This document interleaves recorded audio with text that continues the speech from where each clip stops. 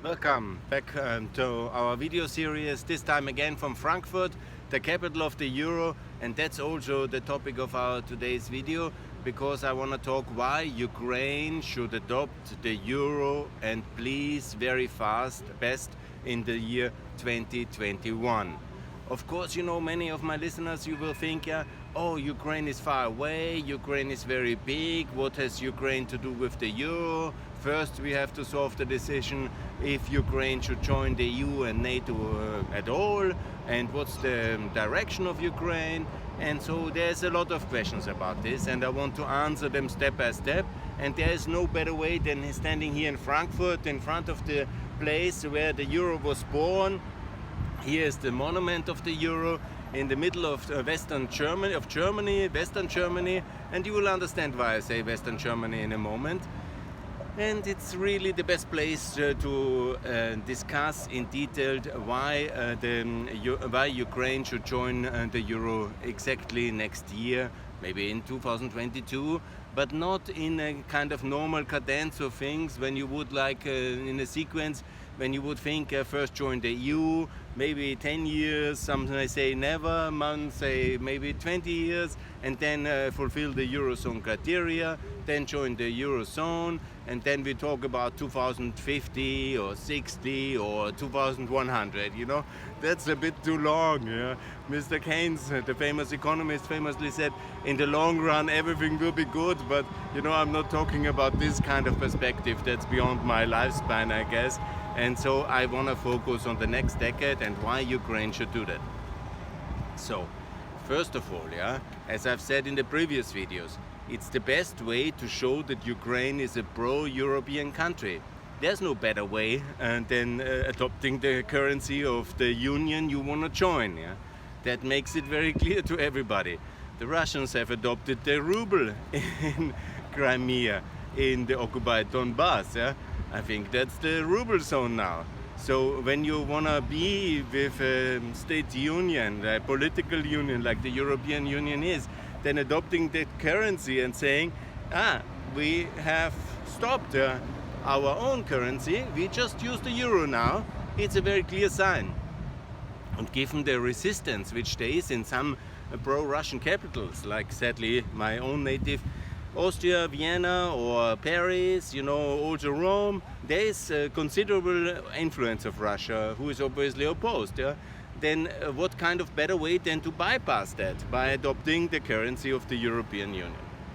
That's the political argument. Economically, obviously, you know, the euro is the great leveler, yeah, in a way, the great tool of convergence for poor countries. So having the euro has proven very positive for Slovakia, for the Lithuania, for Estonia, for all the countries who have early either pegged to the euro, or that means a fixed exchange rate, or have adopted the euro. I also like Kosovo, which has 20 years from ago just been in a war and is now richer than Georgia, the best reformer. So it's an economic argument for the euro, also for Ukraine. But let me, because I'm here now in Germany, let me also make the bigger strategic argument again, yeah? Because economically it's quite obviously that would be much better than the hryvnia in constant decline, devaluations, currency crisis. We have the 2008 crisis, we have the 2014 crisis, yeah? The 2015 crisis. The hryvnia really, I think nobody will miss it.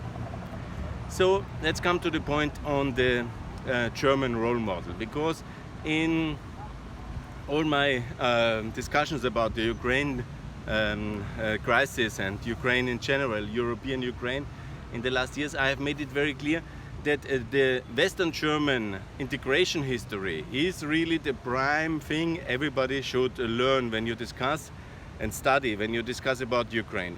Because the parallels of what happened in first liberated, then maybe occupied, yeah? Western Germany is so striking.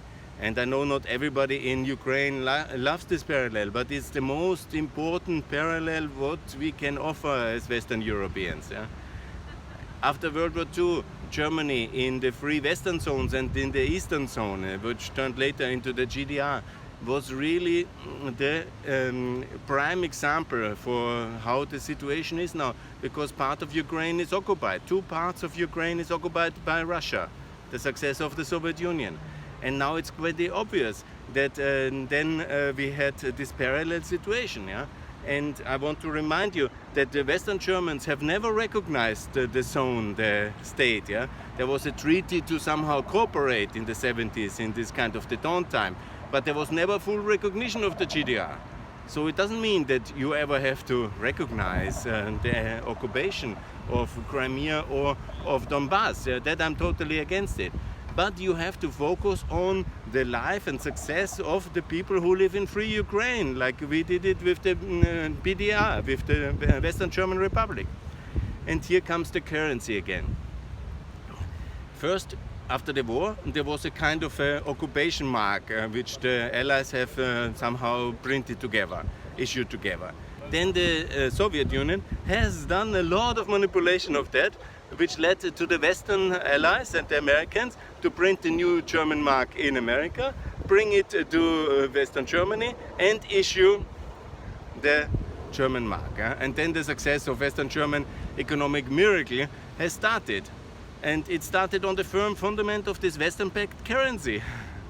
The currency is the fundament of economic reform. We cannot really have success in Ukraine with the hryvnia. This will be okay-ish, you know, for many decades, yeah. But in the long term, it's you know, we lose a lot of time. The euro is the model to follow, and this is really the best argument to really somehow freeze the Crimean conflict and the Eastern Donbass conflict. We anyhow are in no position to enforce a withdrawal of the Russians. Yeah, it's sad, tragic, but there is no military way to remove them, and they don't want to go. I don't think so. They won't go, and so we have to live until a moment when Russia is again in turmoil and a new kind of transition, and that might be coming, might be not. Who knows? I'm confident it will be coming. But then, of course, these two territories, they can join the free Ukraine in NATO, EU, and in the Euro, like Saxonia and Thuringia have joined, and the other Eastern German states. Yeah, that's a simply kind of easy transaction. The two regions join as Eastern German regions have joined the BRD, because the prosperity differential was so high that everybody in the East wanted to join, and that's the way to do it. But in order to reach this enormous prosperity differential, you have to adopt the euro now, and starting with a currency peg. A peg is a fixed link. The Lithuanians and Bulgarians have done it. It's a very good policy. And first to peg it, tuck, and then to adopt the euro straight. Yeah. Obviously, you need a partner like Lithuania or Estonia to give you the liquidity. Maybe Paris will be against it. Maybe even Frankfurt will be against it. Yeah. But you know, you have to think what is the best for the Ukrainian voters, for the Ukrainian consumers. A constant devaluation, inflation spiral. It's always very good only for a small oligarchic elite which has export industries and controls them. They like this kind of policies, yeah, because of course that makes them very competitive, the big landowners and the big industrial owners, and the people of course lose out, yeah. But personally, maybe they feel a little bit richer because of high inflation rates. Their hryvnia incomes look higher, but in reality, in real purchasing power, they constantly stay on sand. And that's the reality of this hryvnia politics of the last 25 years. Yeah. So, in political terms, if you really want to join the European Union, that's the way the euro. In economic terms, if you want to achieve real prosperity, and that's the euro, and prosperity for most of the people. Prosperity for everybody is very difficult, yeah. But prosperity for most, yeah, that means a fair, transparent, firm fundament where the savers are secure. And this is only in the euro.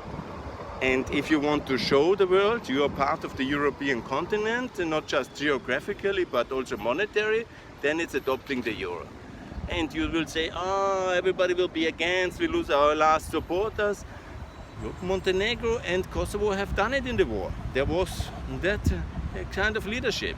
So the president is there, or at least do the currency back, like Bulgaria, like Bosnia, like North Macedonia. And before that, before they joined the Eurozone, it was also the Lithuanian policy. And I know some of you will say, the Polish don't do it and they are also successful. And also the Hungarians, they don't like even the euro. And also the Czechs. But you know, if you want to go to these role models, then tell us before, because the popularity of Ukraine in the EU after the Polish model is about zero in Frankfurt, Berlin and Vienna and in all Western Europe. So if you want to be a second Poland in this attitude, go your own ways, but don't join us, because there is no kind of urgency in most European capitals anyhow. What I advise is for a pro-European Ukraine who wants to be a country like Slovakia and Lithuania, or like also like Austria, basically, or Slovenia, a Central European country, one country which wants to contribute to the European Union future successfully and economically, and not to be a stumbling block or a complicated partner. We really, and most of the Europeans, we in no way need Ukraine. It's not a competition for Ukraine. It's not so important. We want to help the Ukrainians.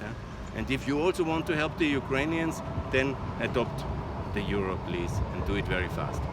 Best regards from Frankfurt. Thanks a lot, and admire my beautiful Ukrainian dress and the Ukrainian Kosovo friendship button. Because if you have a little bit of consideration for global politics, you have seen the Israelis have now recognized, it would be really good if also the friends from Ukraine recognize Kosovo, and if all the really pro-European countries and the pro-Western countries and the pro-NATO countries work closer together, it would make so much more sense, and it would be such a better world, I would say, and a better Europe, a stronger Europe. So thanks a lot from Frankfurt this time, and see you soon. All the best. Bye.